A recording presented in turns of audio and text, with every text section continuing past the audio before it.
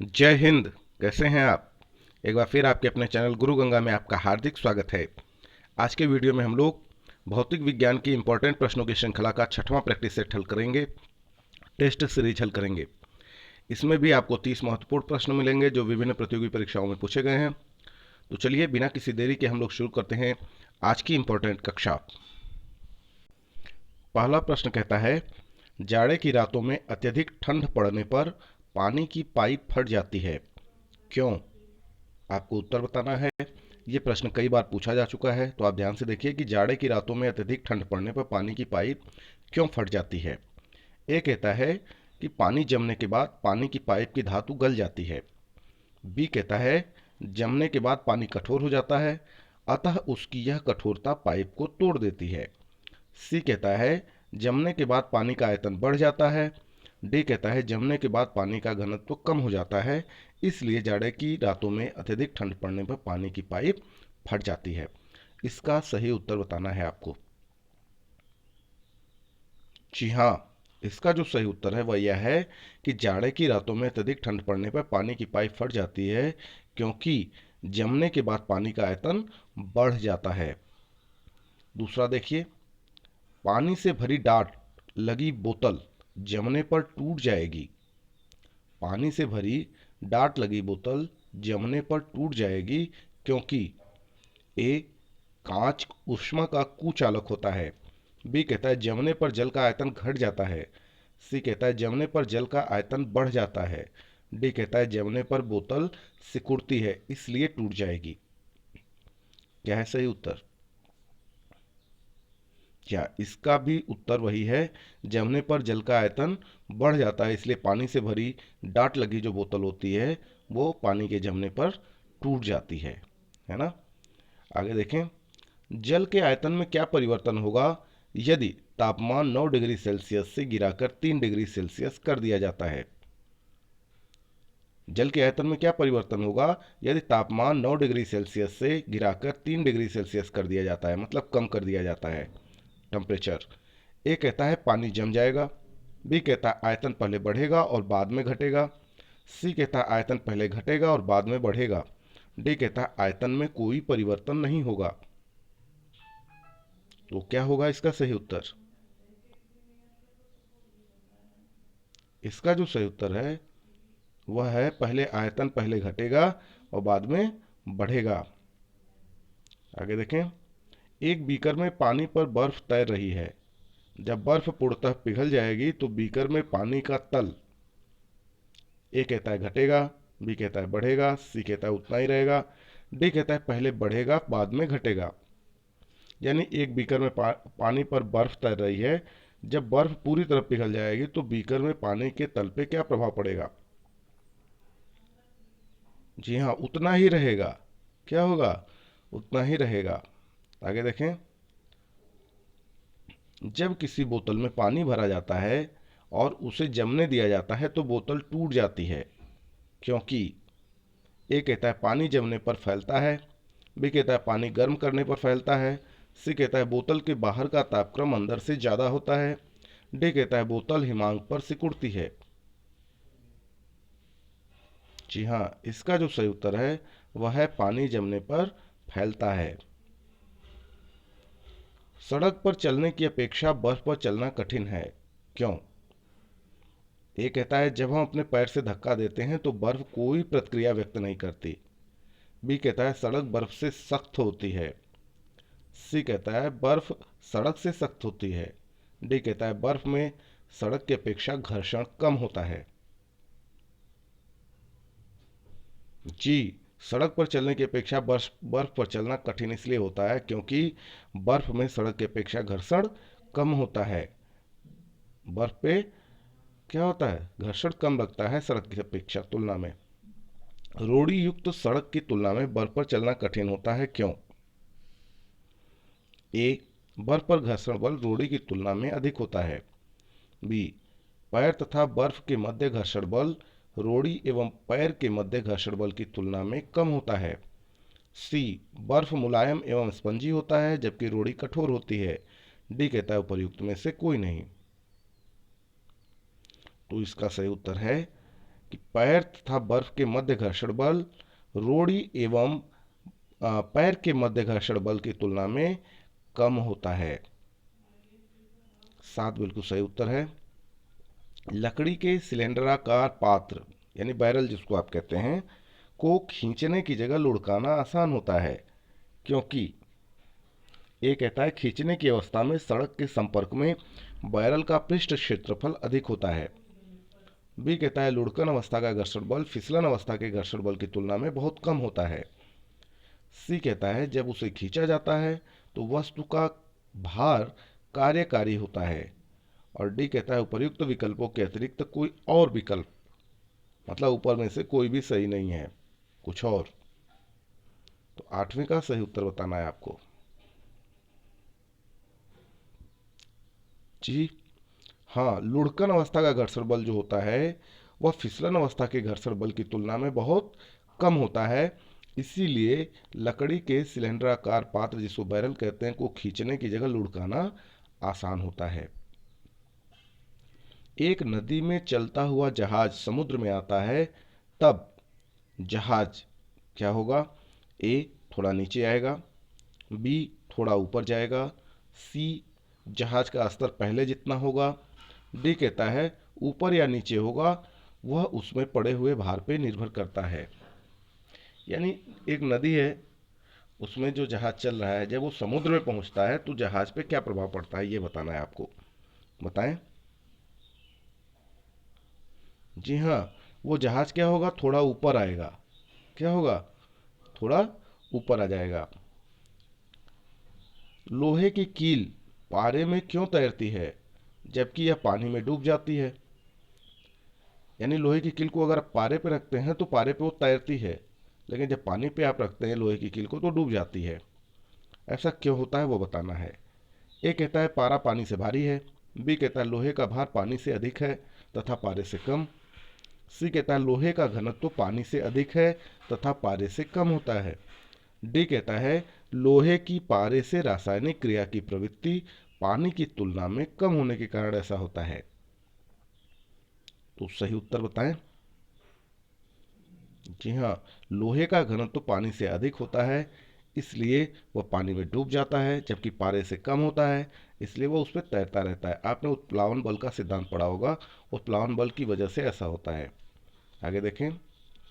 यदि सामान्य पानी में कोई अंडा डाला जाए तो वह डूब जाता है, पर यदि पानी में काफ़ी मात्रा में नमक मिला हुआ हो और उसमें अंडा डाला जाए तो क्या होगा ये आपको बताना है। ए कहता है अंडा कभी डूब जाएगा और कभी तैरेगा, बी कहता है अंडा पानी के बर्तन के बीच में रहेगा, सी कहता है अंडा पूरी तरह से डूब जाएगा, डी कहता है अंडा पानी पर तैरता रहेगा। तो क्या है सही उत्तर? हाँ, यदि सामान्य पानी में कोई अंडा डाला जाए तो वह डूब जाता है, पर यदि पानी में काफ़ी मात्रा में नमक मिला हुआ हो और उसमें अंडा डाला जाए तो अंडा पानी पर तैरता रहेगा, है ना, डूबेगा नहीं। डी बिल्कुल सही उत्तर है। बर्फ पानी में तैरती है परंतु अल्कोहल में डूब जाती है, क्योंकि ए कहता है बर्फ पानी से हल्की होती है तथा अल्कोहल से भारी होती है, बी कहता है बर्फ पानी के जमने से बनती है, सी कहता है बर्फ ठोस है इसलिए जबकि अल्कोहल द्रव है, डी कहता है पानी अल्कोहल की अपेक्षा पारदर्शी होता है इसलिए। आपको बताना है कि बर्फ पानी में तैरती है लेकिन अल्कोहल में क्यों डूब जाती है।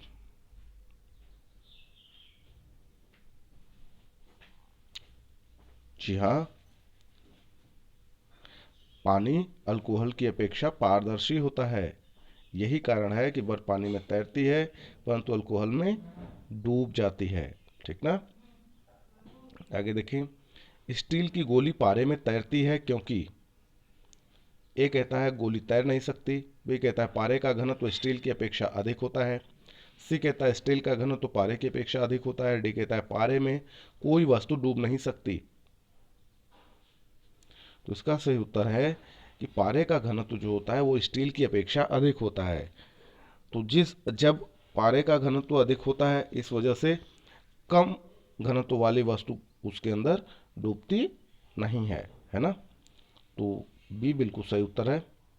जब कोई नाव नदी से समुद्र में प्रवेश करती है तो ए थोड़ा ऊपर की ओर उठ जाती है, बी अपरिवर्तित रहती है, सी थोड़ी डूब जाती है, डी कहता है ऊपर उठना या डूबना नाव के पदार्थ पर निर्भर करता है।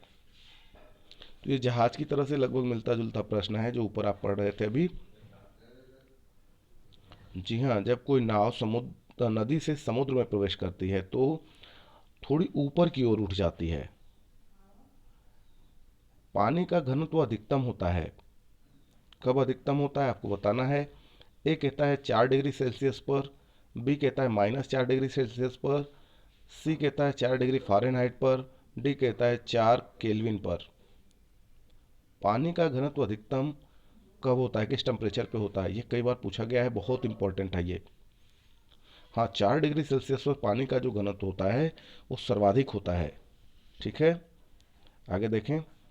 वस्तु की मात्रा बदलने पर क्या अपरिवर्तित रहता है? वस्तु की मात्रा बदलने पर अपरिवर्तित रहेगा क्या, आपको बताना है। ए कहता है द्रव्यमान, बी कहता है भार, सी कहता है आयतन, डी कहता है घनत्व।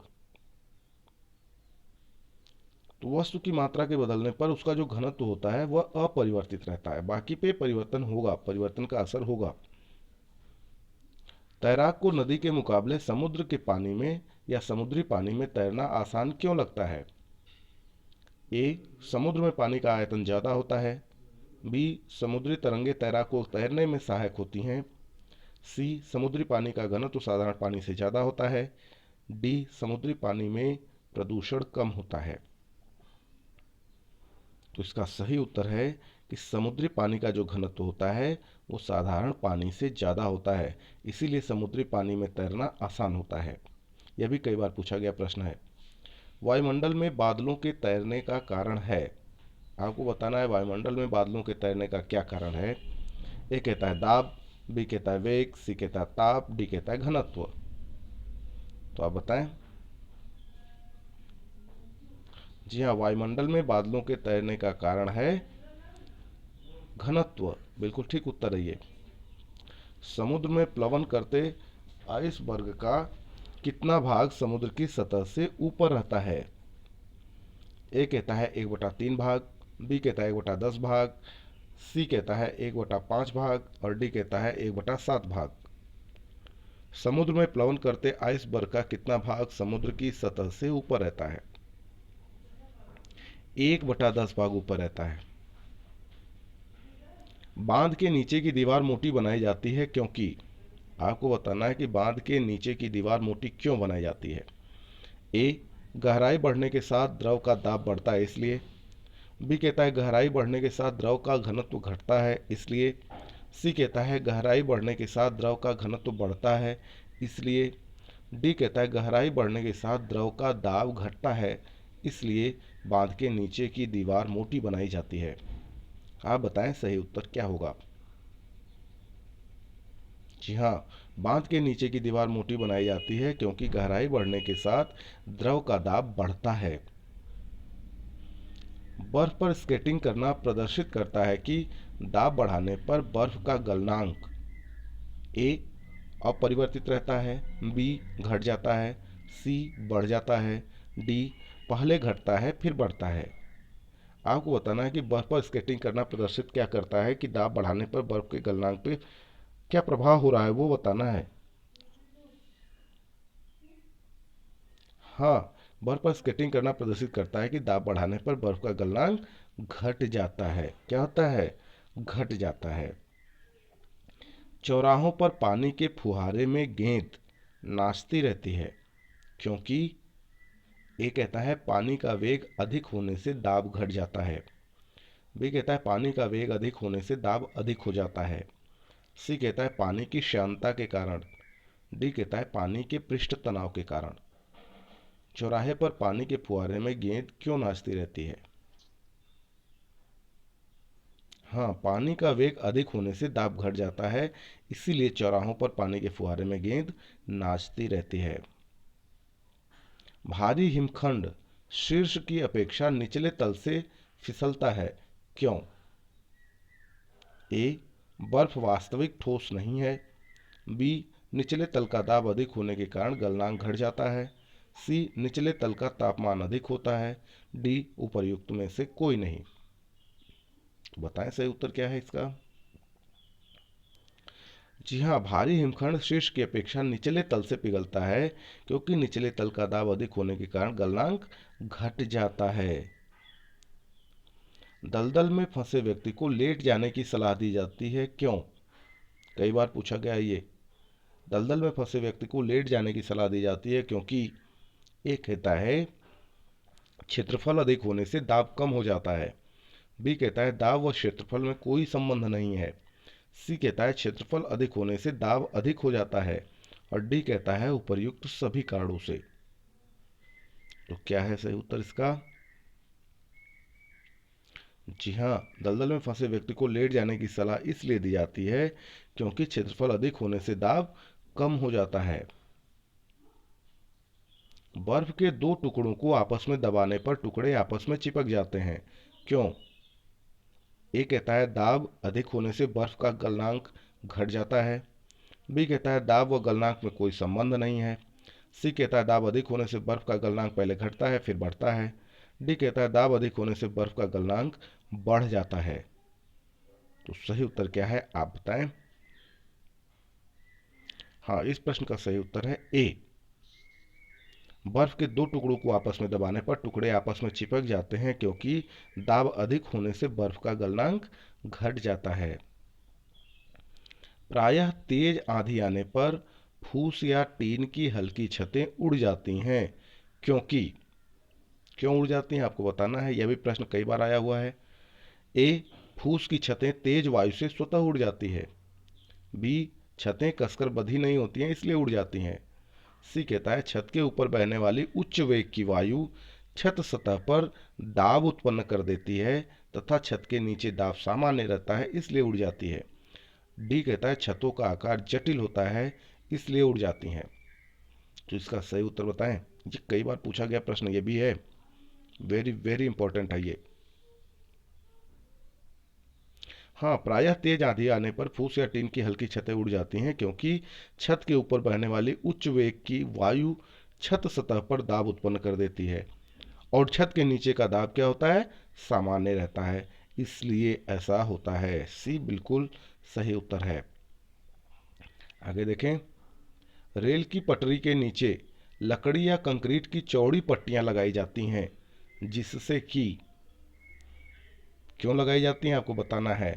ए, पटरियां समानांतर बनी रहें, बी, फिश पट्टियां सही तरीके से लगाने के लिए, सी, वह झटकों को अवशोषित कर सकें, डी, रेलगाड़ी द्वारा लगाया गया दाब कम हो जाए। क्या सही उत्तर होगा? रेल की पटरी के नीचे लकड़ी या कंक्रीट की चौड़ी पट्टियां लगाई जाती हैं जिससे कि रेलगाड़ी द्वारा लगाया गया दाब क्या हो, कम हो जाए। डी बिल्कुल सही है। पहाड़ों पर कभी कभी व्यक्तियों के नाक व मुंह से खून निकलने लगता है क्योंकि ये भी कई बार पूछा गया प्रश्न है। देखिए सब इंपॉर्टेंट प्रश्नों को शामिल किया गया है तो आप इसको अंत तक जरूर देखा करें। चलिए बताएं। ए कहता है ऊंचाई बढ़ने के साथ वायुमंडलीय दाब बढ़ता है इसलिए ऐसा होता है, बी कहता है ऊंचाई बढ़ने के साथ रक्त दाब घटता है इसलिए ऐसा होता है, सी कहता है ऊंचाई बढ़ने से रक्त दाब बढ़ता है इसलिए ऐसा होता है, डी कहता है ऊंचाई बढ़ने के साथ वायुमंडलीय दाब घटता है इसलिए ऐसा होता है। तो क्या है इसका सही उत्तर आपको बताना है जी। हाँ, पहाड़ों पर कभी कभी व्यक्तियों के नाक व मुंह से खून निकलने लगता है क्योंकि ऊंचाई बढ़ने के साथ वायुमंडलीय दाब घटता है। डी बिल्कुल सही उत्तर है। हवाई जहाज में फाउंटेन पेन से स्याही बाहर निकल आती है क्योंकि ए कहता है ऊंचाई बढ़ने से वायु दाब में कमी आती है इसलिए, बी कहता है ऊंचाई बढ़ने से वायु दाब अपरिवर्तित रहता है इसलिए, सी कहता है ऊंचाई बढ़ने से वायु दाब में वृद्धि होती है इसलिए, और डी कहता है उपर्युक्त में से कोई नहीं। आपको बताना है हवाई जहाज में फाउंटेन पेन से स्याही बाहर निकल आती है, ऐसा क्यों होता है। हाँ, ऊंचाई बढ़ने से वायु दाब में कमी आ जाती है, इस वजह से ऐसा होता है। हवाई जहाज से यात्रा करते समय पेन की स्याही या पेन से स्याही निकलने लगती है, ऐसा क्यों? तो ये तो लगभग मिलता जुलता उत्तर है, इसका उत्तर तो आप दे ही लेंगे।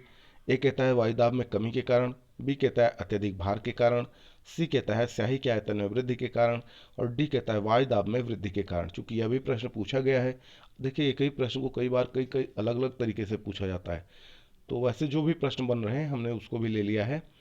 तो आप बताएं इसका सही उत्तर क्या होगा। हवाई जहाज से यात्रा करते समय पेन से स्याही निकलने लगती है, ऐसा क्यों होता है। बिल्कुल सही उत्तर है आपका, वायु दाब में कमी के कारण होता है ऐसा। तो ये छोटा सा वीडियो पूरा हुआ। यदि यह वीडियो आपको पसंद आए तो इसे लाइक जरूर करें, अपने मित्रों में शेयर करना न भूलें। और इसके आगे की श्रृंखला का अगला वीडियो भी देखने के लिए, अगले प्रैक्टिस सेट कॉल करने के लिए अगला वीडियो जरूर देखें। चैनल पर नए हैं तो चैनल को सब्सक्राइब करके बेल आइकन को जरूर प्रेस कर लीजिए, ताकि प्रत्येक इंपॉर्टेंट वीडियो की नोटिफिकेशन आपको भी समय से मिलती रहे। और फिर मिलते हैं अगले इंपॉर्टेंट वीडियो में, तब तक के लिए आप सभी लोगों को जय हिंद।